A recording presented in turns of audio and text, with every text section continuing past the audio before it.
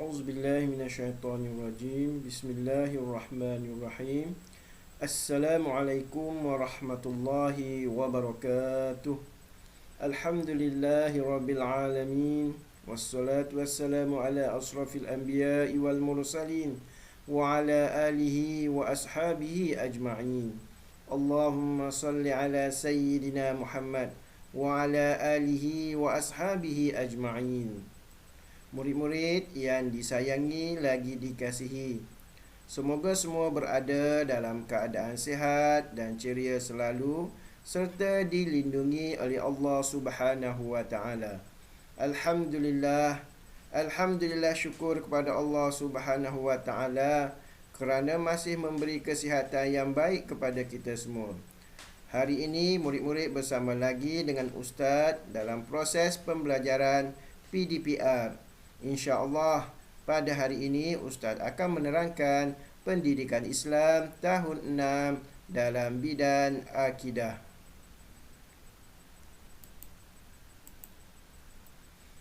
Baiklah murid-murid, sebelum kita memulakan sesi pembelajaran kita pada hari ini, marilah sama-sama kita meredah tangan memohon kepada Allah agar dipermudahkan proses pembelajaran kita pada hari ini.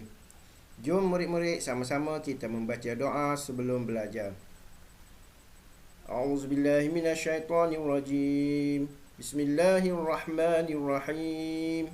Allahumma aftah alaina hikmataka wanshur alaina min khazaini rahmatika ya arhamar rahimin. Ya Allah, bukakanlah ke atas kami hikmahmu dan limpahkanlah ke atas kami khazanahmu. Wahai Allah yang maha pemurah lagi maha penyayang. Amin, amin ya rabbal alamin. Mudah-mudahan dengan keberkatan doa yang baru kita baca sebentar tadi menjadi asbab Allah mempermudahkan dan memberkati pembelajaran kita pada hari ini. Baiklah murid-murid, Ustaz akan memulakan pembelajaran pada hari ini dengan memaparkan satu slide PowerPoint, sebuah carta bergambar. Baiklah murid-murid, Ustaz harap kamu semua dapat memberi fokus kepada carta bergambar di dalam slide PowerPoint ini kerana ianya berkait rapat dengan tajuk pembelajaran kita pada hari ini. Okey, dekat slide tu ada alam barzah, padang mahsyar, mizan, sirat, surga, neraka, malaikat. Baiklah murid-murid, ini adalah perkara-perkara yang berkaitan dengan tajuk pembelajaran kita pada hari ini. Cuba murid-murid teka apakah tajuk pembelajaran kita pada hari ini. Okey. Baiklah, tajuk pembelajaran kita pada hari ini ialah beriman dengan perkara sam'iyat. Baiklah murid-murid, insya-Allah kita akan mempelajarinya dari awal sehingga akhir. Jom murid-murid, kita melihat objektif pembelajaran kita pada hari ini. Objektif pembelajaran kita yang pertama pada hari ini ialah menyatakan pengertian sam'iyat. Ialah objektif pembelajaran kita yang kedua ialah menjelaskan hukum meyakini perkara sam'iyat. Yang ketiga, menyebut contoh perkara sam'iyat. Jadi Ustaz harap di akhir pembelajaran nanti murid-murid dapat menguasai ketiga-tiga objektif pembelajaran kita pada hari ini. Baiklah murid-murid, seterusnya kita pergi kepada objektif pembelajaran yang pertama, iaitu pengertian sam'iyat. Okay, sam'iyat ialah perkara-perkara yang tidak dapat digambarkan dengan akal dan panca indera manusia. Ia hanya dapat diketahui melalui Al-Quran serta hadis. Okey, baiklah murid-murid, kita wajib meyakini perkara-perkara sam'iyat dengan menjadikan keimanan kepadanya sebagai asas membentuk diri menjadi seorang Muslim yang dikasihi dan diredai oleh Allah Subhanahu wa taala. Jadi di sini Ustaz nak tekankan lagi sekali, sam'iyat ialah perkara-perkara yang tidak dapat digambarkan dengan akal dan panca indera manusia, dan kita dapat mengetahui hanya melalui Al-Quran dan hadis sahaja. Baiklah murid-murid, seterusnya kita melihat dalil nakli meyakini perkara sam'iyat. Dalil nakli kewajipan beriman dengan perkara sam'iyat telah dinyatakan di dalam Al-Quran yang berbunyi, A'udzubillahi minasyaitonirrajim. Bismillahirrahmanirrahim. Allazina yu'minuna bil ghaib. Sadaqallahul azim. Surah Al-Baqarah, surah yang kedua, ayat yang ketiga. Yang bermaksud iaitu orang-orang yang beriman kepada perkara-perkara yang ghaib. Jadi di dalam Al-Quran ada menegaskan kepada kita bahawa kita wajib percaya ataupun beriman dengan perkara-perkara sam'iyat.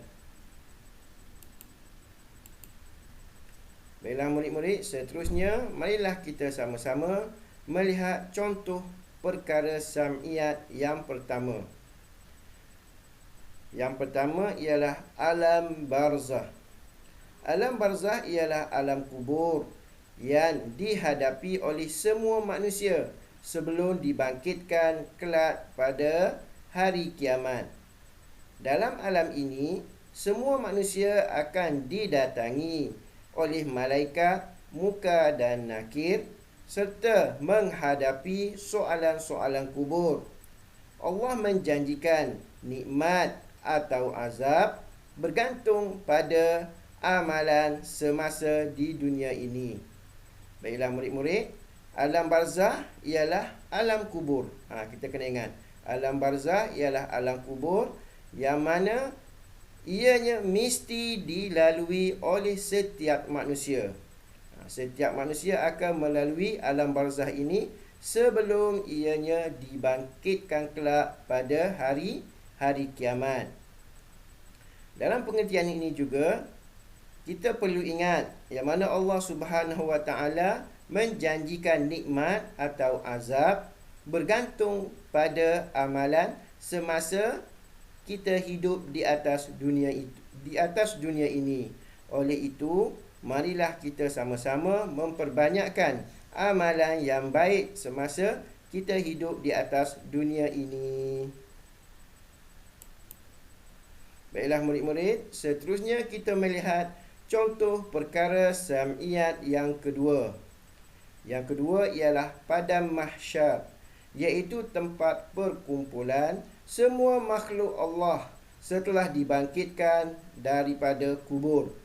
Semua makhluk Allah akan dihidupkan semula dan berkumpul di sini untuk menerima pengadilan atas perbuatan mereka di dunia, sama ada yang baik atau yang buruk. Keadaan di padang mahsyar sangat dahsyat sehingga menimbulkan rasa sangat takut dan cemas. Dalam sebuah hadis ada menceritakan keadaan matahari yang sangat terik berada hampir di kepala sehingga manusia ditenggelami peluh mereka sendiri. Para nabi, rasul dan orang yang soleh sahaja berada dalam keadaan aman dan tenang. Baiklah murid-murid, yang kedua ini ialah padang mahsyar, iaitu yang mana semua manusia akan dikumpulkan di sini untuk menerima buku catatan masing-masing. Jadi semasa menunggu giliran, ada hadis mengatakan manusia pada waktu itu bergantung kepada amalan masing-masing mereka. Contoh para nabi, rasul, orang soleh, Dia berada dalam keadaan aman dan tenang. Cuma kita manusia biasa ni tak tahulah nasib kita macam mana. Mudah-mudahan Allah meringankan kita ataupun bebanan kita di padang mahsyar nanti. Sebab pada waktu itu semua manusia merasa sangat takut dan cemas. Baiklah murid-murid, seterusnya kita melihat contoh perkara sam'iyat yang ketiga. Yang ketiga ialah mizan. Mizan ialah timbangan amalan yang akan dilalui oleh semua manusia. Sesiapa yang berat timbangan amalannya, maka beruntunglah mereka. Tetapi jika timbangan amalan mereka ringan, mereka tergolong dalam golongan ahli neraka. Timbangan seseorang itu menjadi berat kerana amalan kebaikan yang dilakukan semasa hidup di dunia ini. Baiklah murid-murid, kita perlu ingat mizan ialah timbangan amalan yang akan dilalui oleh semua manusia. Yang mana semua manusia akan ditimbang amalannya, sama ada amalan dia tu baik ataupun buruk. Jadi kalau amalan mereka tu banyak yang baik, maka dia termasuk dalam golongan orang yang beruntung. Kalau amalan baik tadi sedikit, amalan yang jahat lagi banyak, maka dia termasuk dalam golongan orang yang rugi. Oleh itu, marilah kita sama-sama memperbanyakkan amalan kebaikan kita semasa kita hidup di atas dunia ini.